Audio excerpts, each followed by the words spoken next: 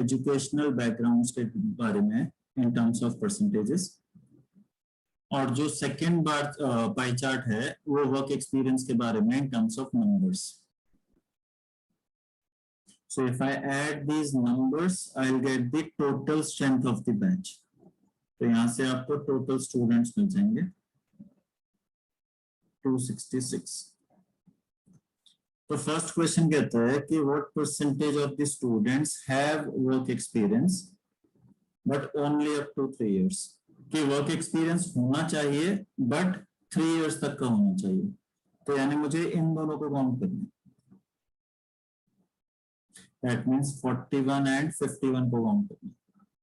तो हमारा आंसर है 41 प्लस 51 यानी 92. परसेंटेजेस में बात करेंगे तो 35% के आसपास आंसर है, क्योंकि ये 1/3 के आसपास है. Question 2. The number of students with an engineering background exceeds the number of students with science background. Engineering science से कितना ज्यादा है ये पूछा है. तो ये आ जाएगा 44 - 6 यानी 38%. तो हमें चाहिए 38% आउट ऑफ 266. अप्रॉक्स 100 आ जाएगा. अप्रॉक्स आंसर हमारा 100 आ जाएगा. Question number 3 to 5. If it was found that 25 students from science had wrongly been clubbed with those from IIT. कि 25 स्टूडेंट्स ऐसे थे जो साइंस के थे और बाय मिस्टेक वो IIT में चले गए थे. ओके, दैट मींस अगर आप परसेंटेज के सेंस में सोचो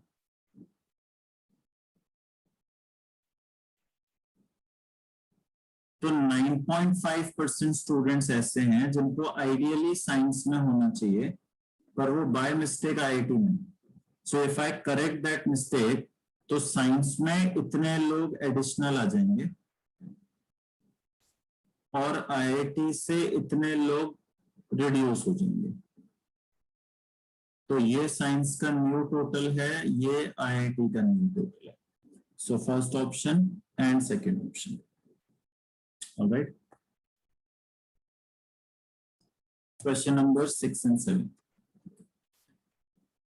It is known that 50% of those from an engineering background, तो यानी हमें चाहिए 50% of 44 यानी 22%. 48% of IIT,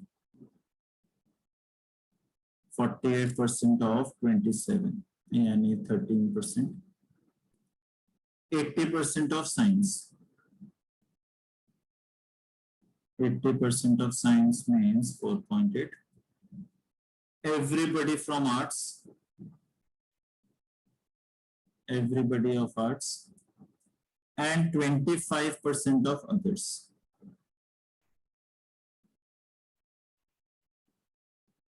तो ये टोटल आपका बनेगा कुछ 48% टाइप्स. तो अगर आप 48% ऑफ 266 निकालेंगे तो कुछ 127 या 128 टाइप का आ जाएगा. ये तो बात हो गई वर्क एक्सपीरियंस की इन एजुकेशंस में. अगर आप ओवरऑल वर्क एक्स देखोगे तो ओवरऑल वर्क एक्स में आप क्या आएंगे, ये 3 नंबर्स 41 + 51 + 35 इंसिडेंटली जो 127 के इक्वल है. राइट, ये ध्यान रखिएगा, इंसिडेंटली बोल रहा हूं मैं यहाँ पर, इंसिडेंटली जो 127 के इक्वल है, विच इंप्लाइज देयरफॉर. कुछ आइडिया इससे हमें क्या पता चला? एनीबॉडी? इससे हमें क्या पता चला? इससे हमें ये पता चला that the entire work experience is included in the list above. जो हमने ऊपर लिस्ट बनाई है उसमें हमारा सारा का सारा वर्क एक्सपीरियंस इंक्लूड हो गया है. तो इसका मतलब जो भी ऊपर वाली लिस्ट का पार्ट नहीं होगा, कैन वी से वो वर्क एक्सपीरियंस होल्ड नहीं कर सकता. अब बताइए ऊपर वाली लिस्ट का पार्ट कौन नहीं है? कॉमर्स। तो कॉमर्स के जो 11% लोग हैं, अप्रोक्स 29, कैन वी से ये सारे के सारे विदाउट वर्क एक्स होंगे, राइट? आंसर्स आ जाएंगे आपके दोनों।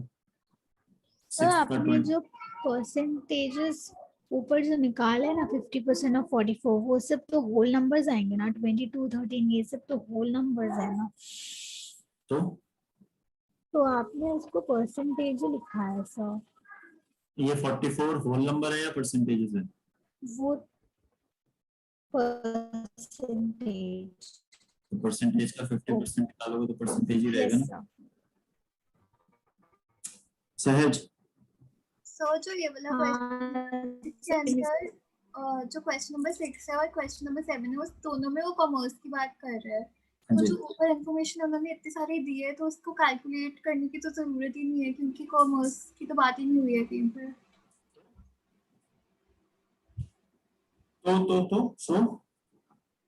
तो सर इतना ऐसे कैलकुलेट क्यों कर रहे हैं हम? नहीं, आप गलत अंदाजा लगा रहे हैं सहज। ये मुझे बताइए, इसलिए मैंने 2 बार स्ट्रेस किया था इंसिडेंटली पे। Yes sir.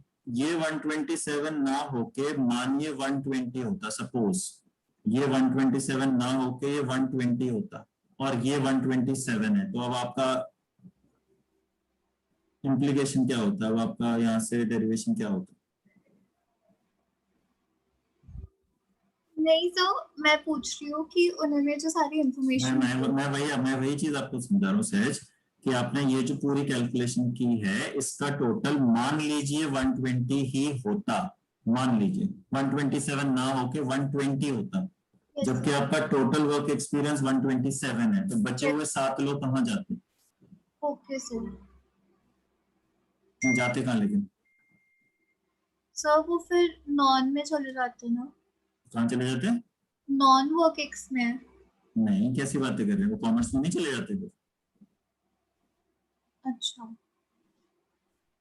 ये जो लिस्ट है ये लिस्ट एक्सक्लूसिव लिस्ट है, ये हमें कब पता चला? जब मुझे ये 127 और ये 127 मैच होते हुए लगे। अगर ये दोनों मैच नहीं होते तो जो भी इन दोनों का डिफरेंस होता है वो ऑटोमेटिकली कॉमर्स में जाता है ना। ओके सर, आगे समझो। समझ आ गया? यस। तो वो आप नहीं कह सकते, वो आपको निकालना ही पड़ेगा। ठीक है सर।